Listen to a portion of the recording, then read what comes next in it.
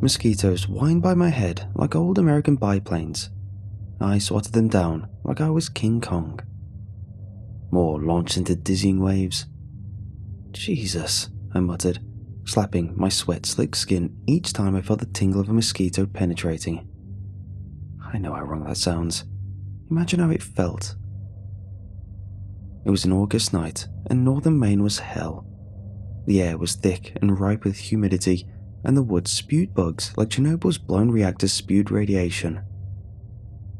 I stood in the middle of the messy field behind the quaint, Cape Cod-styled Airbnb we had rented for the weekend. The grass licked to my knees, dried, yellowed, bound on three sides by thick woods, the house at my back, trees everywhere else.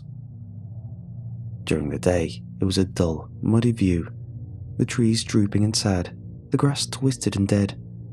But at night, it went alive with fireflies. Thousands of glowing bugs winked on and off, doing whatever the hell fireflies do. What do fireflies do? What's their purpose, I mean, other than leaving behind a luminescent smear when kids squash them? I'd have to Google that later.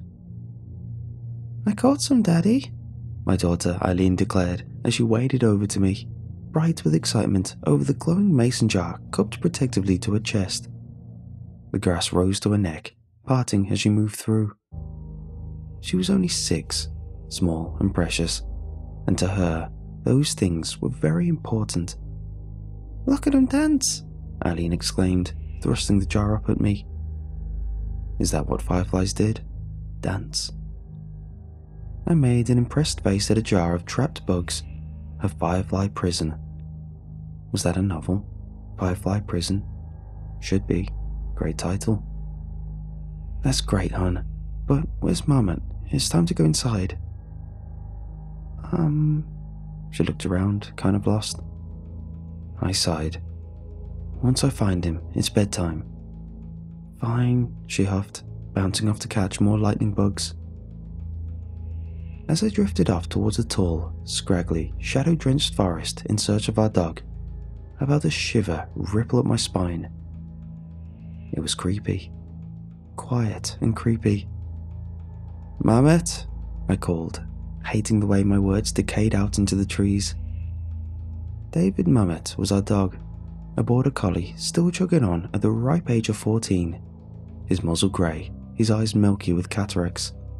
I had named him, and now I had apparently lost him. I jumped when I felt something loose and oily rub up against my leg. That was how Mamet felt these days. His fur was oddly slimy. He stood beside me, panting, a low whine building at the back of his throat. "Where'd you go, buddy?" I asked him. His wise and old eyes looked up at me. Before he could reply, my daughter cried out, "Oh my God!" I felt my neck prickle with dread. "Daddy!" she squealed. I couldn't see her through the grass, so I chased her voice and found her squatting on her haunches, crouched over something on the ground. The jar of fireflies, the prison, was capsized in the grass beside her. The lid sprung. Patrolled fireflies drifted out into freedom. "What's wrong, honey? Are you hurt?" I asked, concerned. But when she looked up at me, I saw she was smiling. "Look, Daddy," she hefted it up. "I caught a shooting star." "What is it?" my wife Monica asked, puzzled. She was tall, earthly beauty with firm features and long brown hair. Her big green eyes were fixed on the thing sitting in the middle of the dining room table. It was a 3-dimensional, 5-pointed star about the size of a frisbee. The kind of thing you'd see topping a Christmas tree. Its construction was strange. It might have been quartz crystal. But no, it's too light for quartz, only weighing about as much as a hardcover book. Its colour was milky and opaque, marbled here and there with darker, earthly tones. Its unblemished surface smooth but not cold, its tips pointed but not sharp. Holding it, you could feel an almost deep vibration, a power resonating in its depths, leaching out. But that wasn't even the incredible part. "Watch this, Mom," Eileen squealed. She touched one tiny index finger to the star's center, finding the slight incline that rose up between its 5 points. Without any sort of dramatics, the star lit up, a warm, reddish-brown light emanating from deep within its core. She touched the spot again, and the light extinguished. "Okay, what?" was all my wife could say, astonished, slightly concerned. "It's a shooting star, Mummy. I caught a shooting star," Eileen said in one great burst. We'd been seeing them all night, ratcheting through the night sky on important galactic business. That said, I didn't know what the hell this thing was, or where it had come from. My daughter claimed she had seen it hovering in the air just above the grass, said it was talking to her. Crazy, right? But she was small, and I didn't want her growing up too fast. So, I indulged her little fantasy. "Eileen found it in the field," I said, not wanting to admit I'd taken my eyes off her, if only for a moment. "She found it in the field?" Monica asked incredulously. She gave me a look I knew all too well. It said, "And where were you?" "Can I keep it?" Eileen begged. "Please, please, please." I remember what I said next in startling clarity. It was the 3-sentence catalyst that had shredded through my life like an industrial combine, a great whirring blades of a tractor that would go chewing through my family, sparing only a clumpy red mess in its wake. Monica shot me a look that said, "We are not keeping that," and I ignored it, not wanting to disappoint my daughter. "Just for the weekend, honey," I said, "but when we get home it stays here. Could be someone else left it behind. They might want it back." My daughter squealed, wrapping me in a hug before lugging a shooting star upstairs. Monica's face darkened, flushing with blood. She felt betrayed, like I had gone behind her back. And maybe I had. But what the hell? What was the big deal? The star was harmless. "I don't want that thing in the house," she hissed in my ear. "What's the harm?" I asked. "I don't..." She trailed off, shook her head. "It gives me a funny feeling in the bottom of my stomach. I don't like it." "What's wrong with it?" "You found it out in the field, Mark, and how does it glow? There's no battery panel or little charging ports. How does it light up?" I sighed. "Could be one of those tech things you see in the back of Christmas gift catalogs.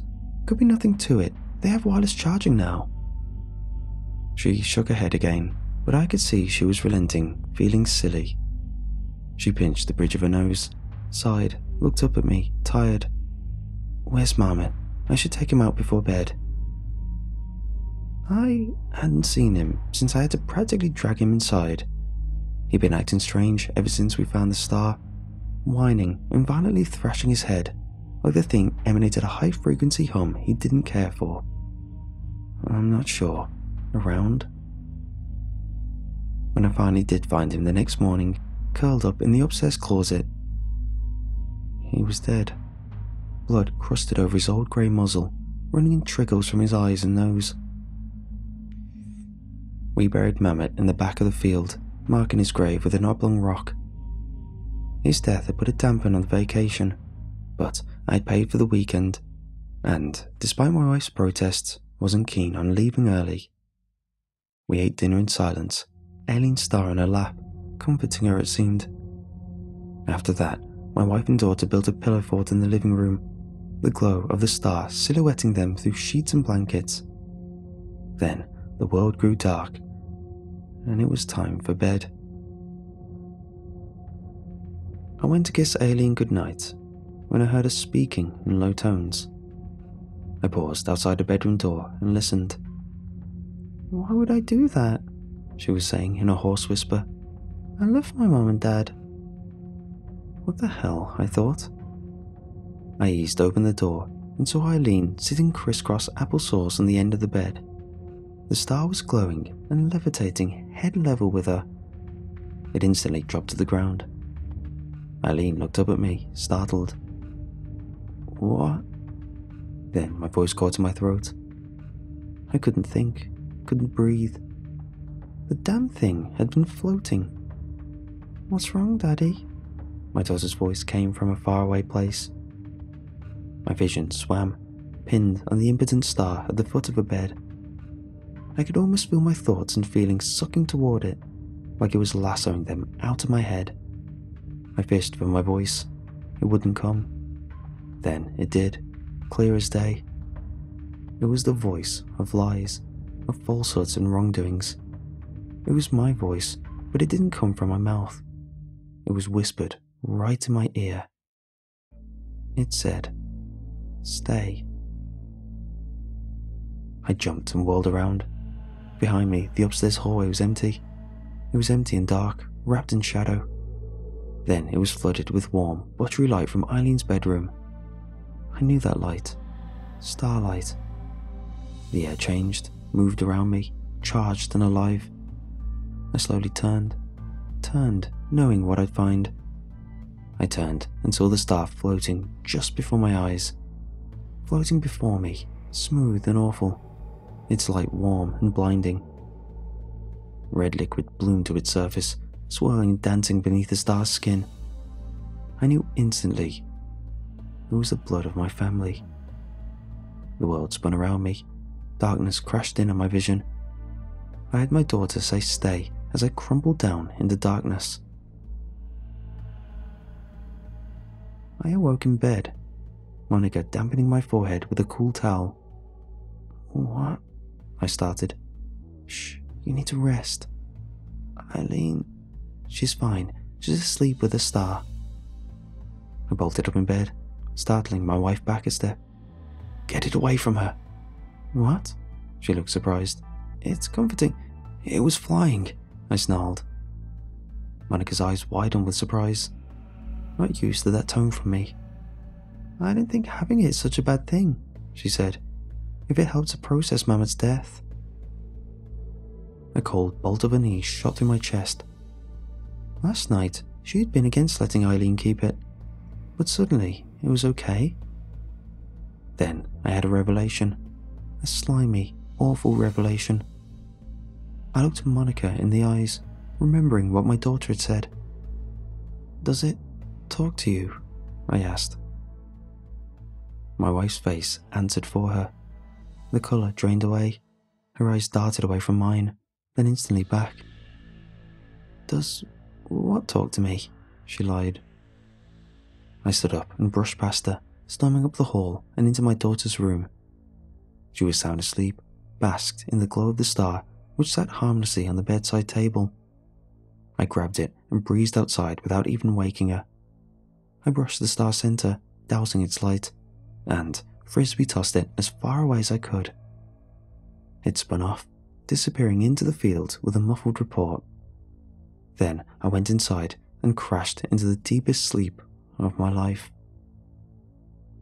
I awoke just before noon, a blast of late morning sunlight hammering through the windows. I groaned, my head pounding, felt like I'd polished off 2 six-packs last night. I stumbled downstairs into the kitchen.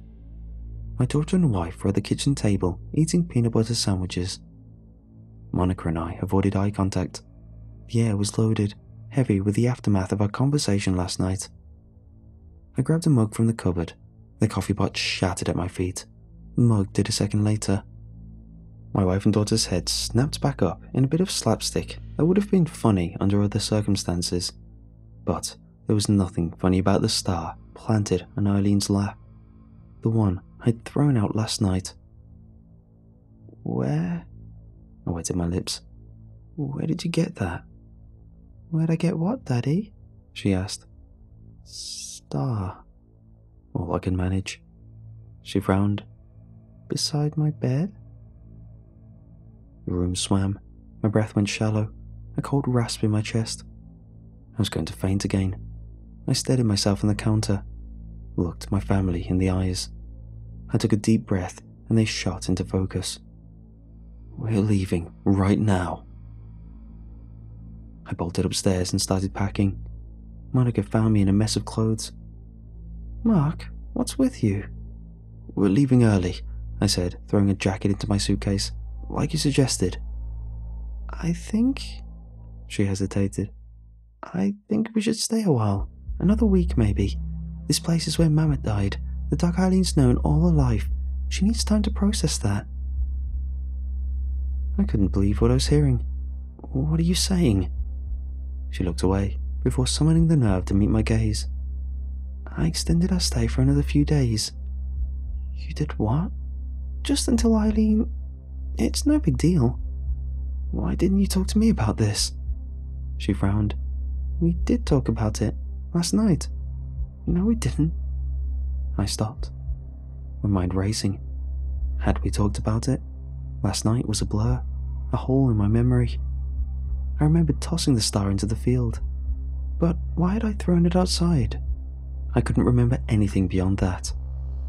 I let out a long, uneven sigh, slumped down on the bed, the weight of the world on my shoulders. Monica's hand found my back, pulled me into a hug. It felt good, warm and good. She leaned in, whispered in my ear, "Stay." All at once, I remembered. I remembered last night, remembered the hovering star, remembered the word I had heard in my own voice that wasn't my own at all. I pried loose on my wife's embrace. I looked her in the eyes and saw a dim glow flickering just behind her pupils. Starlight.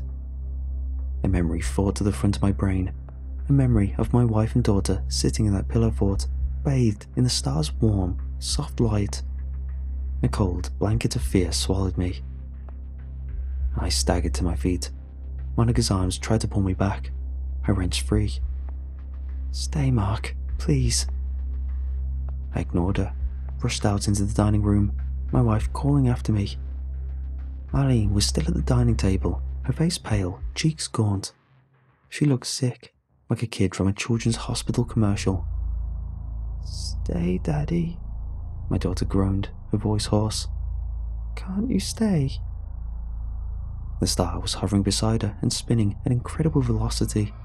It was like a hacksaw blade screaming in place, its pointed tips a blur of jagged angles. It was flickering, throbbing with light, awful, harsh light. "Stay, Mark," Monica's voice in my ear. "Stay with me and Eileen." But it wasn't Monica's voice at all. It was the star's voice. It was the star. "Stay, Daddy, stay." "Eileen, get away from it," I screamed, but it was too late. With a great flash of light, the star shot forward and tore through my daughter. That moment is a blur, a fragment, a memory shattered by my tortured mind. I remember a great wet shredding sound, like a damp log being fed through a wood chipper. My daughter didn't scream. Her ruined body hit the floor with a thud, a hot splash of guts and blood slapping the whitewashed walls as she fell. My wife brushed past me, chanting, "Stay, stay, stay." She stood, arms out, a gore-splattered star hovering and twisting in the air before her. Monica looked like a worshipper paying tribute to a lord, intoning the same word in a flat, leveled voice. "Stay, stay, stay." Then the star blasted forward. I remember my wife's death more clearly. A long, horrible frame of violence. The spinning star blew through her face, grinding through her beauty in a burst of red. Twists of brain blew out like shrapnel. A shard of a jawbone embedded itself in my cheek, just below my right eye. I didn't even feel it. Didn't feel the soft, warm rush of blood trickle down my face and onto my shirt. I was rooted in place, my whole body heavy, encased in lead. My wife's lifeless body pitched forward and hit the floor with a dead thump, landing beside my ruined daughter. There were tangles of bent limbs, a syrupy pool of blood expanding beneath them. And still, I heard their voices, overlapping, chanting, a cacophony of stays in both my ears. "Stay, stay, stay." The star turned on me, whirring, hovering, spinning, a blur of movement. My wife and daughter's voices were getting louder. The star, drenched in their blood, spun waiting for me to accept my fate, waiting for me to stay. The voices in my ear louder now, deafening, burrowing through my brain like small brown insects. Stay, stay, stay. I scraped the bottom of my soul, channeling my anger and pain and confusion in a roar. No, I screamed with everything I had. All at once, there was silence. My wife and daughter's voices gone. The star pulsed, its light blasting out, dousing the room in crimson. Then, bam! It blew through the ceiling, disappearing into the sky, leaving behind two broken things that were the loves of my lives. I collapsed over their bodies and sobbed. The next few weeks were a blur of hospital and interrogation rooms, a blur of nurses and detectives. I don't remember anything but the dull, constant ache in the center of my heart, my broken, twisted heart. The one moment I remember with any clarity is being charged with the murder of my family. As I write this, I'm currently standing trial for the deaths of my wife and daughter. No murder weapon was recovered, but detectives are convinced I must have hidden it in the vast, untouched forest sprawling the world beyond that field. What am I supposed to say? It flew off into the sky? My lawyers are fighting for an insanity plea. And maybe I am insane. After everything I've seen, I can't be sure anymore. I've thought a lot about that star, where it came from, where it went. I don't know what it was, and I'm not sure I want to. I suppose this is a cautionary tale, a warning, and if I can spare one family the agony I've gone through, I'll have succeeded.